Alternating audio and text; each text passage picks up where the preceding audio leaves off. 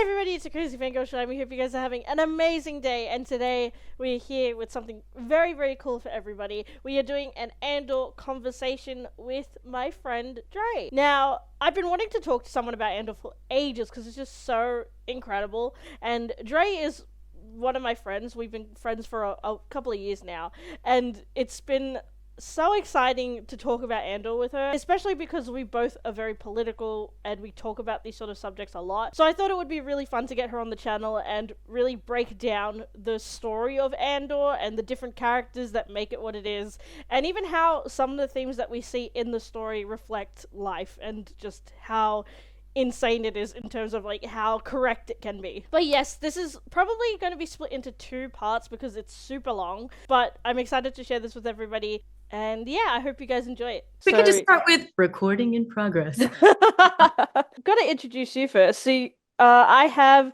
Dre here. She's a friend, and we've known each other for a while. Like, the first thing that I did in terms of like Andor in talking to you was like tell you that you need to watch season 2, and I'm glad you did. Yes, absolutely. Rogue One is my favorite Star Wars. Yeah, And Andor season 1 was an amazing season. So watching season 2 was always in the cards. I just hadn't come around to it yet. I was late to the game. But yeah, you and everybody else really were like, you must watch it. Literally every time the episodes came out and it released, I'd message you be like, you need to freaking watch this show right now. One of my friends was also like, please, I implore you, watch it as soon as you can. I was like, I promise I will. And you will be the first, I know. And then, yeah, I mean, it did not disappoint. Season 2 was ridiculous. Ugh.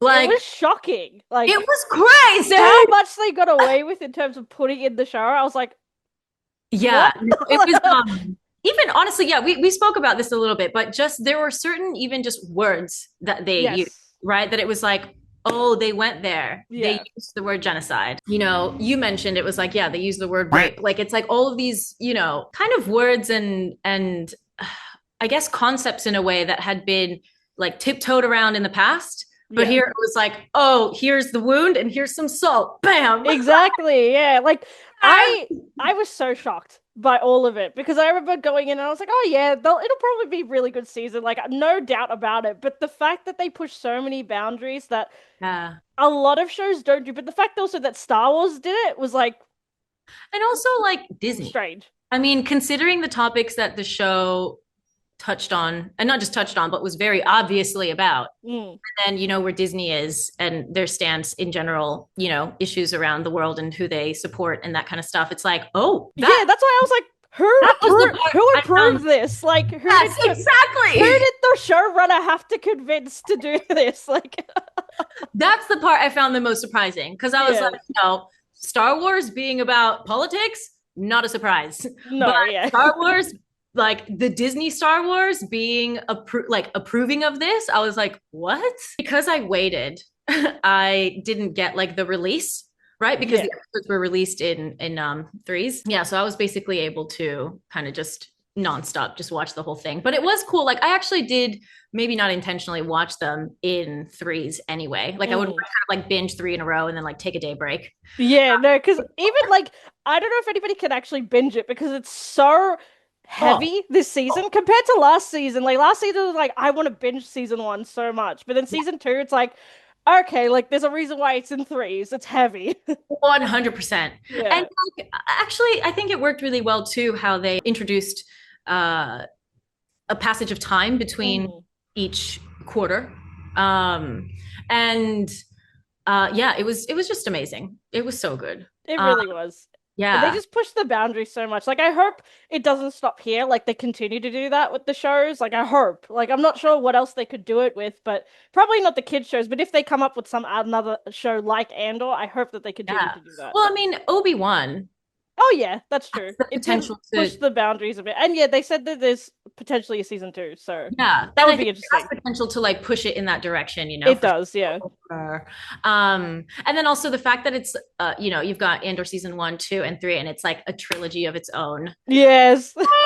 It's so good because and I like the way because I know a lot of people are like, oh, it just leads into Rogue One. It's like, of course, where was it? Where else was it going to lead? Always like that's where it's That's supposed where to it was be. building up to, and I think that they did it so perfectly as well. That like literally, you finish season 2 and go straight into Rogue One. Like that's the last episode is the last day that we see what happens like with literally, and that's Cassian Andor. It's crazy. Did you do that though when you finished season 1? Did you go straight into Rogue One? I didn't. Sorry, season 2.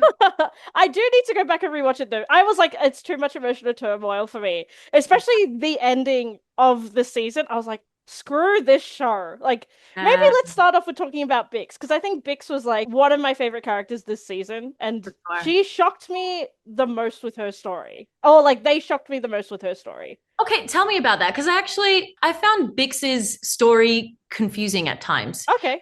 Because I was like, where is this going? You know, like I actually like it was like, is she gonna die? Like for a good couple episodes there, I was like, is she gonna unalive herself? Because I thought that too. Yeah. Right. And I was like, this is so tragic. Like, you know, Cassian's gonna come back and gonna find her like she's gonna die. Yeah. Bye. Literally, I think from the beginning of the season, that was one of my predictions. Like, she's gonna die. It happened so left field that she left. I was like, whoa, what? Like, she left?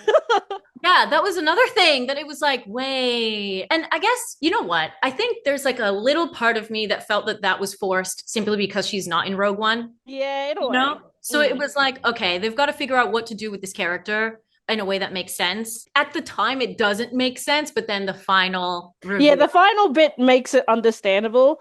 I think another thing that made it understandable for me why she left was because she knew that Andor had a greater purpose in the whole story. Like, I think after seeing that, who was it? The Jedi healer? The Force healer, sorry, not Jedi healer. Yes, yeah. Yeah, because she had known stories of Jedi healers, like, oh, they know all these things and la la la. But then the fact that she was like, she knows something about you, and there's something special about you. Absolutely. She knew that there was a greater purpose for him. But not only that, I think I know a lot of people are going to fight me on this because I had fights with people online about this, about her ending. And it's like, yes, it's very cliche. Like, she has a baby and she goes and, like, lives peacefully. But, like, I feel like that's such a beautiful thing to walk away from the fight and choose peace. And also for your child, like, yes, very cliche, but I think that's such a beautiful thing. 100%. And I think, like, if you think about how much Andor protected Bix, and then after seeing the healer, basically what she was, you know, suggesting was that he's here for a greater purpose. Yeah, I think it was like the selfless thing for her to do in a way, and for the cause to be like, I'm going to keep getting in the way, not because I'm the problem, but because you're going to continue to protect me. Yes. And it's going to cause a problem because you have a bigger role in this to play than, you know, I do, I guess. Thank you. You literally hit it on the nail for me. Like, that's exactly it. That is it. Yeah. Yeah. I think, actually, I think I was talking with you that I realized that the baby was Cassian's. Really? Oh my God.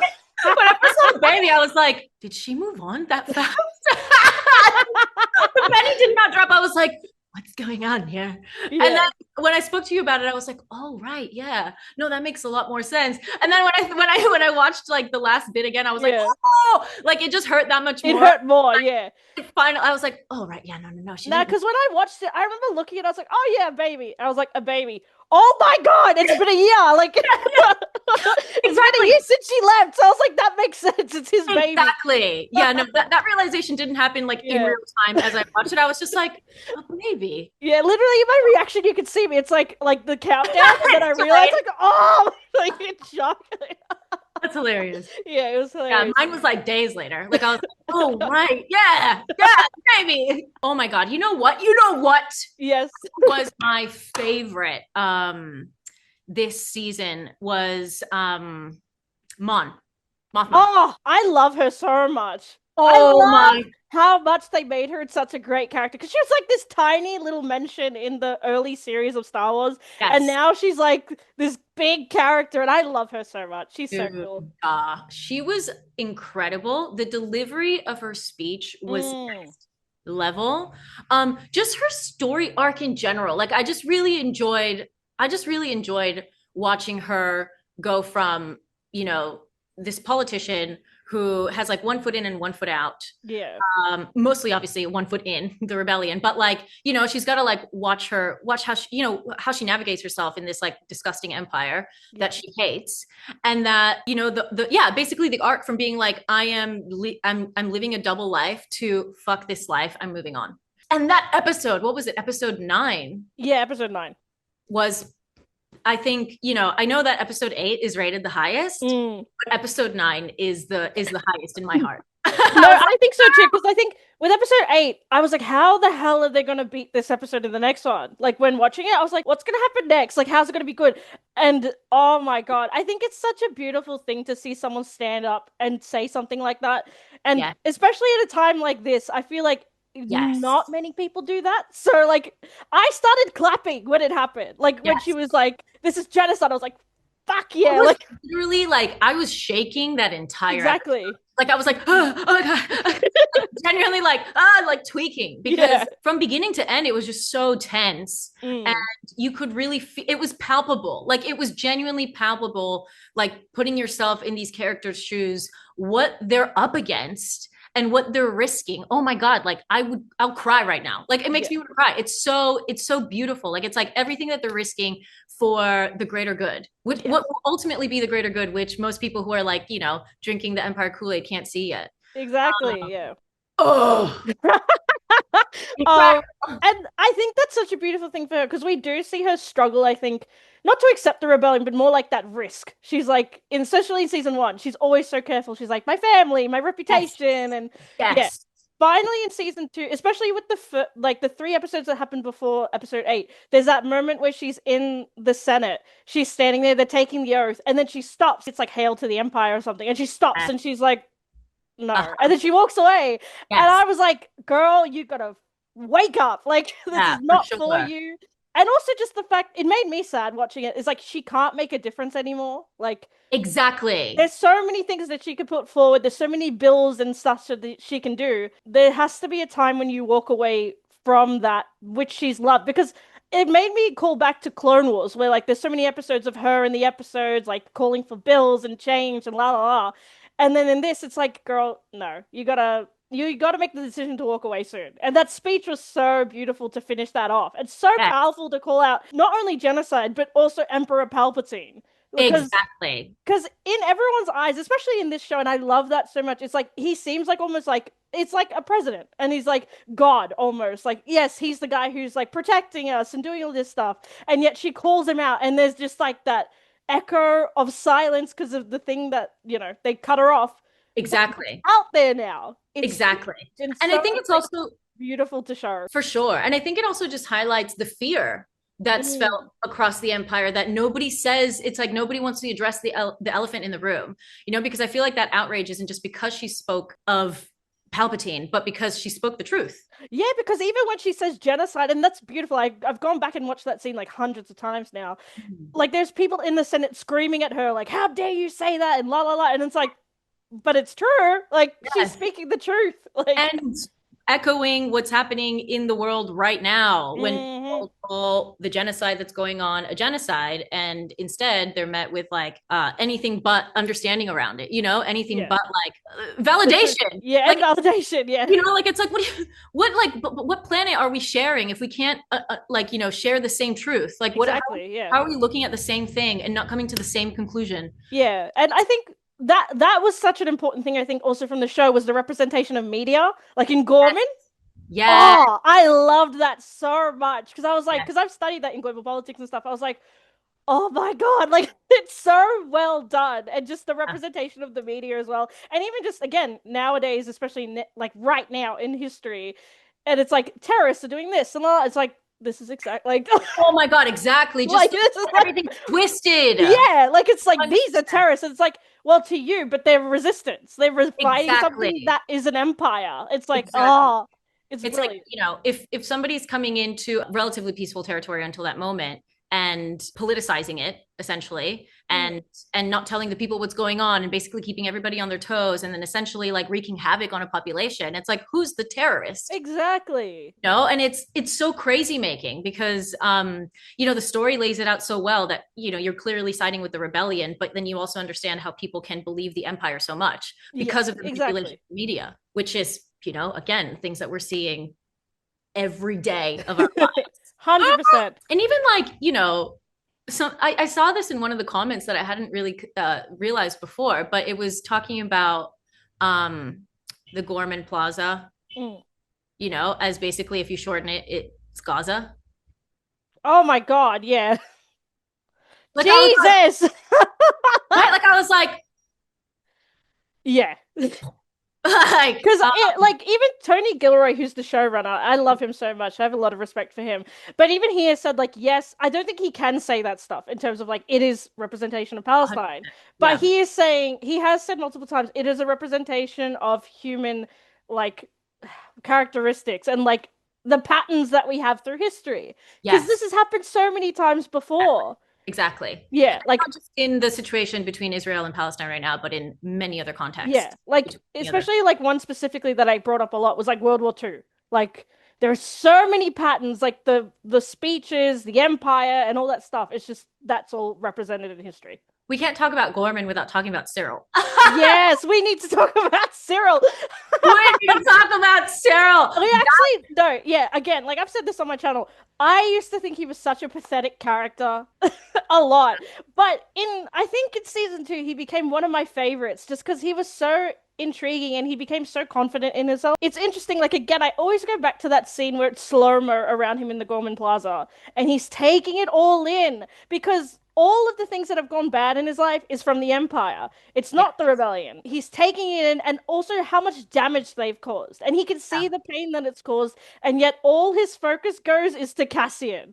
Yes. And he blames him for apparently all his problems when Cassian had nothing to do with his life. Exactly. And that line of, who are you? Oh, it is the most heartbreaking line, but also just like, it just shows how much like power Cassian had over Syril. Like, absolutely, it's crazy, but also it's just I love Andor because it really delves into people's like characters and sort of like their mentality and stuff. And Syril is such a interesting character too because again, he seeks validation because he never got it when he was younger. He didn't have a father figure. His mum is a very interesting character.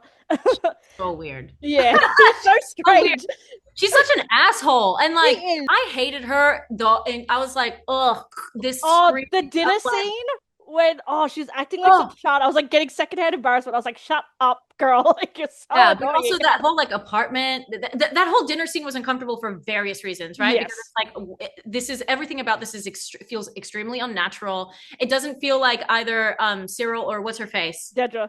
Dedra, yeah. It doesn't feel like either of them know how to be in a relationship because she also comes from like this fucked up background. Yeah. And it just feels really gross. And then you realize, like, as I was watching the show, you know, you realize that like Dedra is just as in much control of Syril than his mom was. You know, it's just like, oh, okay, you're like his mother was this like controlling, annoying figure that then was just replaced by Dedra. Oh, 100%. And then he's just repeating the cycle, I guess, of like trying to appease this woman who just like, I guess, well, is first of all just using him really for her own advantage. And when he realizes that, feels completely betrayed, walks outside, realizes like the damage that he's actually contributed to. And then this is what I was hoping for Syril is that we spoke about this, and it was like, I thought he was gonna realize that he's a fuckwit, turn into a rebel, and then die. Yeah. Then die. But like having had that arc. Yeah. Like that small redemption arc. Exactly. That it's like, oh my God, I realized what I've done. That scene in the plaza was like, this is my moment to realize. And then instead of going after Cassian, being like, I'm going to pick up a gun now and like go against the Empire and then, you know, try to save like the people, you know, the rebels and all these different things. Yeah. But the thing is, like, the way that they did it, even though it's like you didn't get that arc, does end up being more satisfying or like stronger. Because for me, that scene when Andor just goes, who are you? Completely like, it like illustrates so well how much, how insignificant these pawns are. Yeah. Like you are a fucking pawn. You stand for nothing. You have no scruples. You have no morals. You're a fucking nothing. Get out of my face. Whereas Andor and like all of the rebels are actually fighting for something. You know, they actually have a cause. They actually have a reason to get up in the morning that isn't just like bootlicking the Empire. Exactly. That like piece right there, I was like, oh, this is so and that moment of hesitation of him also lowering the gun, I think like in his brain it clicked way too late. It like clicked. And he was like, actually, everything I've done is all insignificant, like you say. Nothing is for nothing, because he's focused so much on Andor. Like in season 1, it was all about Andor, and even in this season, particularly, a little bit about Andor, but more about how he could have power or claim his own power in a way. Yes. It was so sad because, like, bro, imagine what you could do for the rebellion. You are so intelligent, but you are so dumb at the same time. And then he dies, and it's like, bro, everything you did was all for nothing, basically. You know what? Like, when you think about Syril's life, even though it's sad to say, but it's just like, it's like you had a really fucking sad, pathetic life. Your life sucked. No, 100%. It's not an excuse for murder, but I'm still like, what would happen? What would have happened to you? No, but even someone was saying it online, like, he was just a cog in the machine. That's all he was. I was like, oh my god, that's, like, he really was. Because Dedra could never have gone undercover. She would have been caught. The only person who could have done it was Syril. So she used him and used his, like, lack of confidence to be like, look, babe, you can go and do this, and you can feed me information, and I can feed it back to my boss. Exactly. It's just crazy. Yeah, you feel bad for Syril. And then, you know what? In that scene where they show his mom crying. Yeah. I actually, it was interesting because I feel like even though his mom is fucked up, I feel like that, I don't know, to me illustrated that sort of, because regardless of whether you have a good relationship with your mother or not, I think, or whether your mother is actually a good person or not, there is, I think, something hopefully you would hope for in like every mother, that regardless of how they express that love, they do somewhere in there feel love for their child. It's almost like this innate thing that you can't help, you would hope. And I think that scene showed it, that it's like, regardless of how she showed up for Syril and what a bitch she was, like in the end, it was like, she's sad because it's at the end of the day, it's her son that just died. Yes, no, 100%.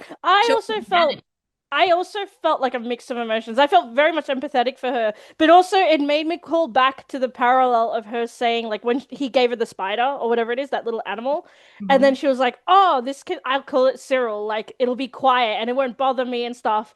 And in that moment when she finds out that Cyril's potentially dead or is dead, she almost got what she wanted, and I was like, oh god, you're gonna regret those words so much. 100%. Exactly. I agree with that. She would have 100% regretted that, because it's like this really sad, like, I'm taking my child for granted. No, 100%. I think so. And they die. Like, it's like, there's a part of me that has sympathy for her, and there's a part of me that was like, you were a fucking shitbag. Like, you were so not. No, I agree completely. I think it's interesting because when we see that dinner scene between her, Dedra, and Syril, it's like you can see how much she's trying to build of her life. Like, oh, I have such an amazing life, but in reality, her life is so small in the scheme of everything. Yes. And just she's trying to live this extravagant life, and like, even though she has a tiny apartment in the middle of Coruscant, which is a massive ass city, and it's just like, you're trying, but you're just not getting what she wanted. She has like the same, I mean, when you just listening to you speak like that, I'm like, she has the same complex that Syril had. Oh, definitely. That's where Syril got it from. Yeah, exactly. His dad left. Yeah. Exactly. Or it's just like of trying to prove yourself. Like, it's like this woman's just trying to prove her value this whole time, of like how fancy and cool and whatever she is. And meanwhile, Cyril's like, I'm proving myself too. Look how useful I am, and look how important I am. Like, even that thing of like the cakes sort of insinuation, like, you came back for the cakes and la la la, and there's like so much fancy stuff, and he's like, you seriously think I came back for that? Yeah. Like, it's so sad, their relationship. And let's talk about Dedra and Syril, because they're so messy. In the end of season 1, like, there's that scene of them in that storage room, and like, there's that big tension of like, he saved her and everything, and I was like, in that moment I was like, don't tell me they get together in season 2. I saw the chemistry and I was like, hold on a second. I was like, hold on. I see it. I see the potential. Because Dedra, and I called it. I said Dedra is going to use Syril to do her stuff. And the moment he walks into that apartment, I was like, I called it. Yeah. It was just so satisfying. Yeah, it was just, was depressing. It was uncomfortable. It felt forced. But there's also this part of me that's like, you know, it was I feel like, you know, as we said earlier, like neither of them I think really understand what it is like to be loved, what it's like to feel loved, what it's like to show love. Like all of these things are, I think, very foreign to them, and that is illustrated perfectly. Yes, it really is. Feels like everything feels so like, ugh, like everyone's a statue and nobody has any feeling, you know? Yeah, like even that moment before the dinner and they're just standing there and it's like, what are you doing? Like, yes, it's so exactly. weird. Yeah. And the way that everything is kept so immaculate. And it highlights this like, ooh, like this propensity for like rule following and yes, like sternness and everything being rigid and it's suffocating, you know? Yes. They're suffocated by it as well. Like I just, you know, and they're feeling suffocated, and they feel the suffocation in multiple ways. It's like their relationship is suffocating, the empire is suffocating. There's that scene where Dedra's literally going like this with her uniform. Yes. You know, it's like these things are not out of nowhere. Like they're all like no, it's meant to be like that 100%. Exactly. Because it's supposed to feel like you're being like strangled by this scenario because that is how it is. Like it's like this is it's supposed to feel uncomfortable. Yeah, like this situation will asphyxiate both of them, and it does. You know, it goes nowhere. Yes. And they both end up, you know, in horrible situations. You know, like a foreshadowing, I think, of like all the things that are to come, and they've done it so well. Yes, I agree too, because their relationship from the moment that we were introduced to them, like in season 2 specifically as a couple, it was just, again, like you said, very uncomfortable. And they're just trying to make something out of nothing because they're not compatible whatsoever. Like there's Syril, who, again, like I keep saying it, like he tries to seek validation out of places where it's mostly toxic. It's very toxic. And then she sort of like, again, like you said, very much took over the mother figure and said to her, like, you can only see him once a month and contact, depending on your behavior. And then she takes that role and controls Syril. She's feeding like little bits of validation, like breadcrumbing, and it's just like feeding him what he wants to hear. Yes, and taking what she wants. Him. Yes, exactly. Again, it's like it is sad that Syril doesn't have the arc and doesn't turn into a rebel and then ends up dying, because there was probably quite a lot of potential in that character. And in that like person, you know, to like do something else other than suck. But you know, given his family history and then given the type of relationship he gets into with Dedra, it's almost like take him out. You know what I mean? Like it's almost like they did him a favor, you know? Yeah, it's like, bro, you were not going to be in a happy ending over there. Like, no, it's like the ending was never going to be happy for you, bro. Like that was a shit relationship. You just found out you were being used. She doesn't actually give a shit about you. You're a tool, not just for your relationship, for your mom, the empire, everything. But yeah, their relationship was some weird, like enmeshed, weird, like parental. It was like parental. Yes, actually, that's actually what it was. That's why it probably was weird. Yuck. Yes, exactly. It's like you don't want to picture them having sex. You know? Even that's why, like that scene where they're like insinuating, I was like, oh yeah, it's like turn the lights off. Yeah, like, oh, don't do that. Don't turn the lights off. I felt so uncomfortable. I was like, what the fuck? Like, get me away from this scene, please. Every time they're in that fucking apartment and they're together, I'm like, please just end the scene. Oh, and even when he enters in that scene particularly and they try to like kiss on the cheek, it's so awkward. It's like,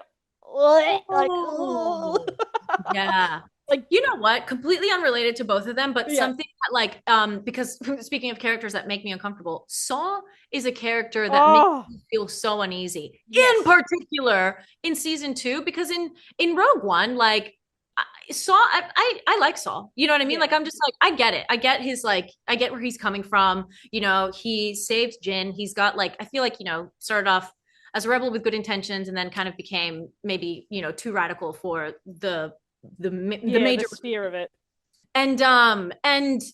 but was still like fighting in his own right, you know, similar to Luthen.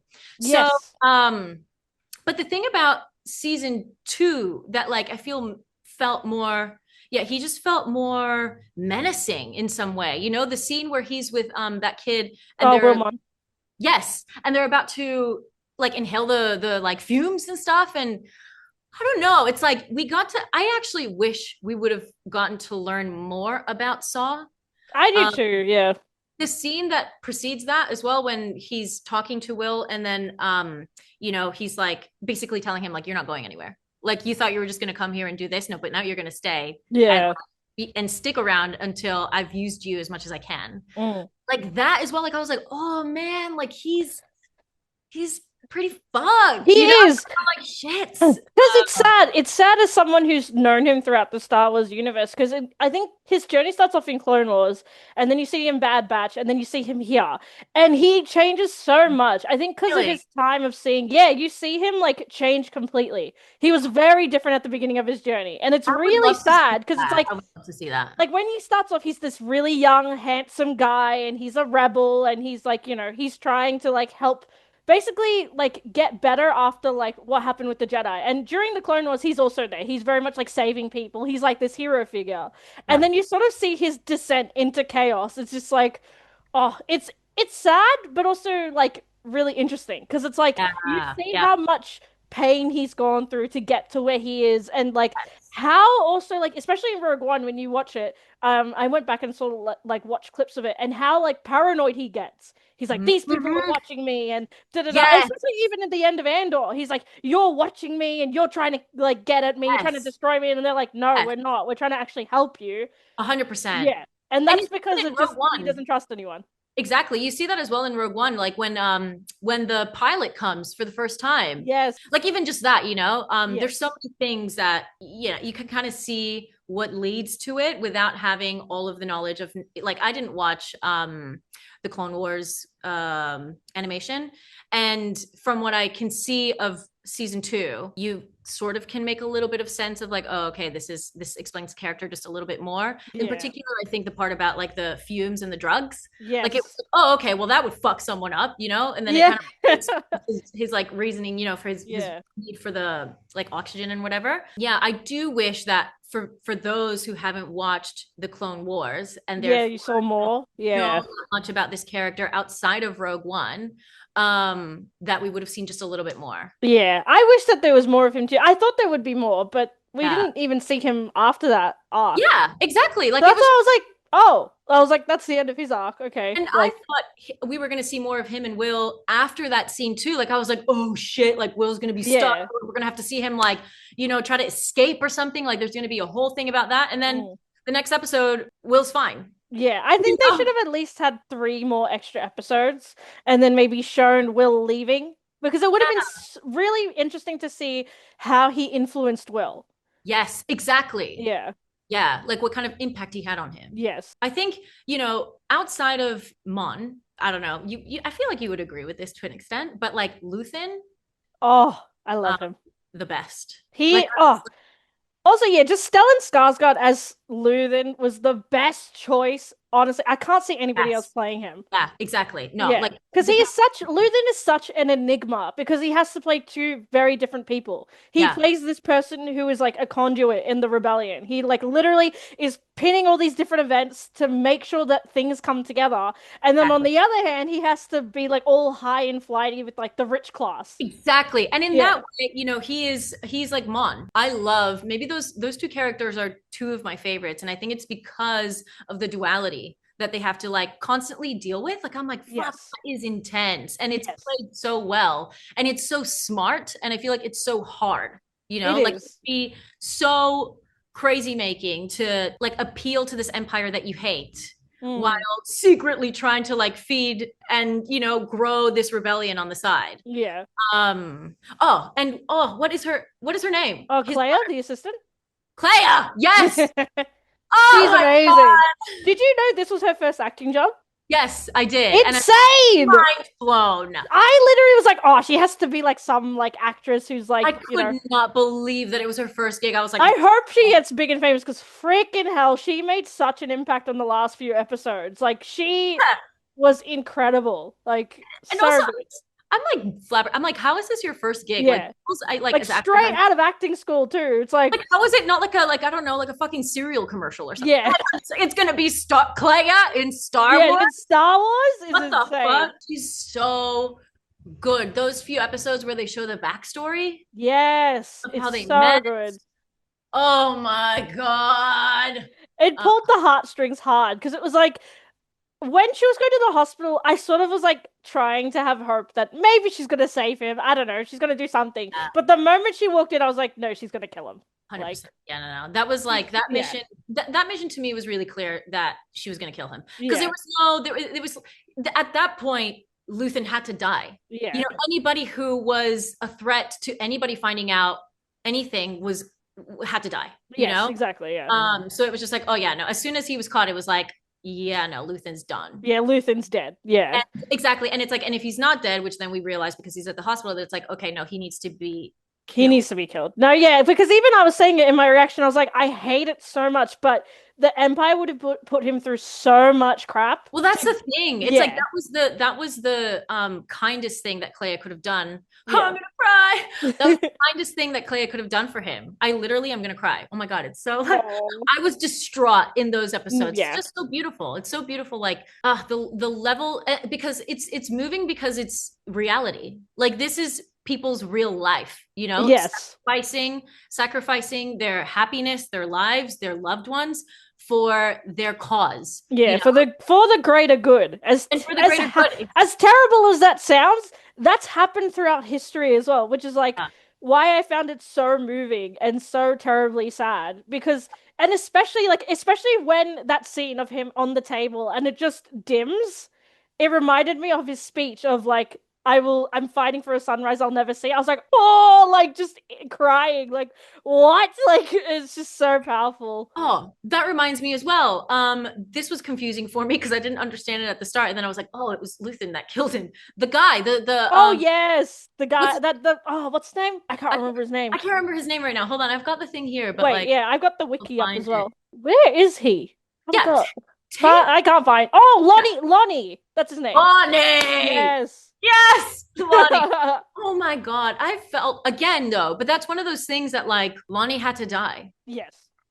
And it's so sad. It is though. Like it's so sad. In that moment, I was like, oh, he didn't kill him. And then I was like, wait, like of course he killed him because he had so much information from the Empire. And the thing is, the same reason that Kleya.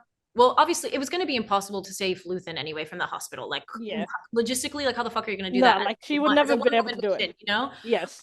But with Loni, it was like it poses the same threat, which is that if they're found, they're going to be tortured, interrogated, and like whatever information that the Empire tries to get out of them is a threat to the rebellion. Yeah, so like we saw that happen with Bix in season 1. I completely forgot. We saw that happen to her. Like they would have done the exact same thing, even worse. Yeah, exactly. So, you know, in order almost to like, for the safety of the character as well, horrible, but it was like the safety of his family, for the safety of everybody, it was like, bro, you gotta go. And it's so heart-wrenching though. Yeah, especially when he's just sitting there too. I was like, oh my god, like that is such a sad way to die. Like 100%, especially after everything he did. But like, you know what? This is one of the things I love most about this trilogy is that there's no Jedis. Yes. Right? I love that.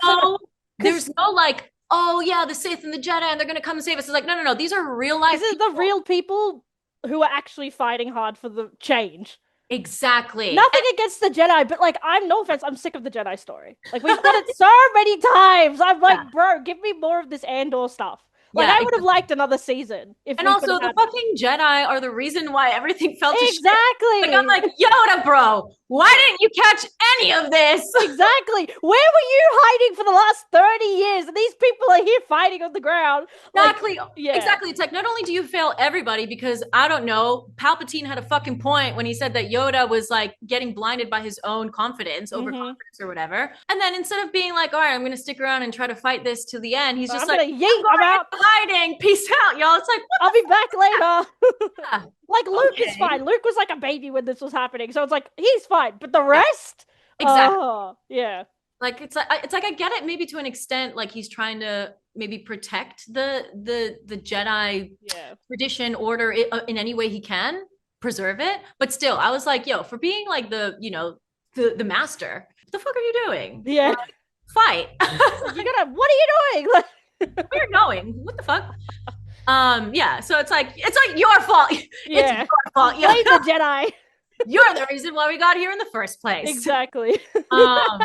Seriously, massive oversight on the master's Yeah, I really love that it's a story about human beings fighting the good fucking fight. I agree. Like, I think especially with Luthen, and we'll talk about Cassian in a bit because Cassian also is an amazing character, but Luthen was very much the representation of that. Like, and Yes. you cannot like his methods, but then understand why he was doing the things he did. Because with me, like in season 1, I was like, "You're a fucking dickhead," and then the next minute I'll be like, "Oh, actually, I really like you," and then it'll happen again, and it's like that's who he is. But that's also very human and great writing because there's Yes. no person on earth who's just like, I'm good all the time. And No, yeah, that's exactly it. I have no, like, I have only redeeming qualities. Like, that's every person alive, you know? Mm. And everybody who's pretending not to be is a sociopath or something. But like, Luthen is like such a great example of like, no, this is like a very well written, very complex person that you don't necessarily have to love or hate, but like, Yeah. easily, I think you can understand at the very least where he's coming from, whether you agree with it or not. And I find that in like perfect. I find that like as like a character, a perfect character, you know, Yes. in many ways. And Like, also, I think the thing about him is he could make the hard choice. Like, very much compared to Andor. Like, for Cassian, sorry, I keep calling him Andor. But yeah, Cassian couldn't make the hard decision sometimes. But then Luthen, he'd do it in a heartbeat. exactly. Yeah.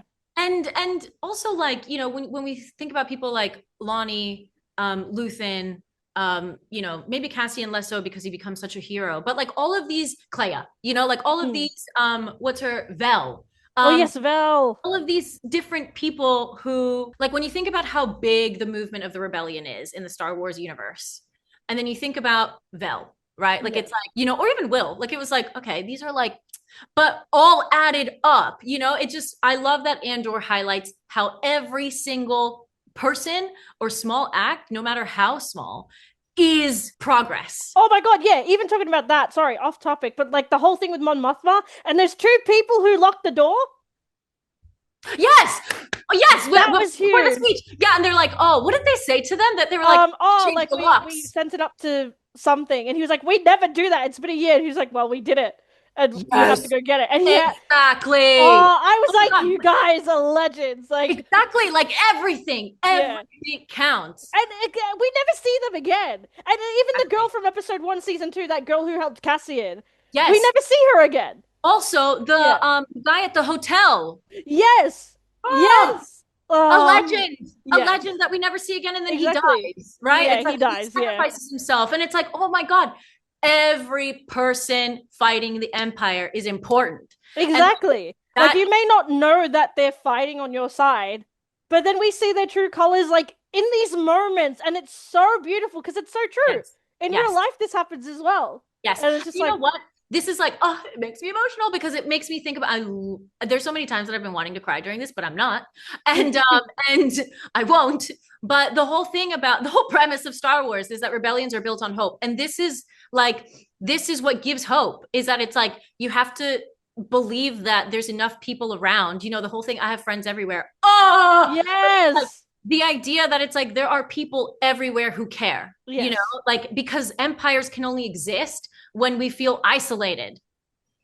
Oh my God, that's why they're like, I have friends everywhere. I'm like, bro, I need that. I Like, need that's that, like no, but somewhere. even I mean, talking about that right now on the day, like in the last few days that's happened, like the LA protests. Oof. And I've been seeing so many people use that on their boards. It's like, I have friends everywhere, and Yes, I saw rebellions that are this built on hope. morning. And I was Yes, like, yes! I saw a post about that earlier this morning. Yeah. I didn't realize that people were quoting Andor so much, and then I saw like a compilation, like just like yeah, Yeah. so many different photos of people using quotes, and I have friends everywhere. Yeah. It's so That's how powerful like art can be. And that's why that's yes, why like I feel Andor is such a small like gem in the world of Star Wars. Like, yes, look, a lot of Star Wars is amazing, but this gets to the heart of what a rebellion is. Like, the yes. fight, the I good feel, fight. I feel like this gets to the heart of what Star Wars is really about. Yes. And so when people say that they're like surprised by how political it is, it's like, what planet do you live on? Like, Yeah. have you heard George Lucas talk about like why he created Star Wars in the first place? Or Yeah, like, exactly. what was kind of the underneath, but the very, what was like in the subtext, Yeah. of the original stories? Like, Because even he said, like, for example, like the rebellion would be seen. He said this specifically. I'm wording it from a video. He said the rebellion would be seen as Viet Cong. Yes, exactly. And I was like, yes, like, thank you for saying that, because people need to understand that the people that we say in history books are terrorists, they are also resistance groups. Exactly. Yeah, it's just exactly. Like, and he calls out. I think I saw it. Wasn't that the interview with James Cameron? Yes, that's the one. Because James Cameron calls out the British Empire, and then George is like, yeah, and the US Empire. Yes! And I was like, yes! Yes! Right. That's right. Yes, thank you. Like, the guy himself has said it too, so it's just like, don't know what else to tell you guys. It's refreshing to see how the women are written. We could have just left that scene out. I know, like, why? Why you're twisting the knife? That scene felt like it was 5 hours long.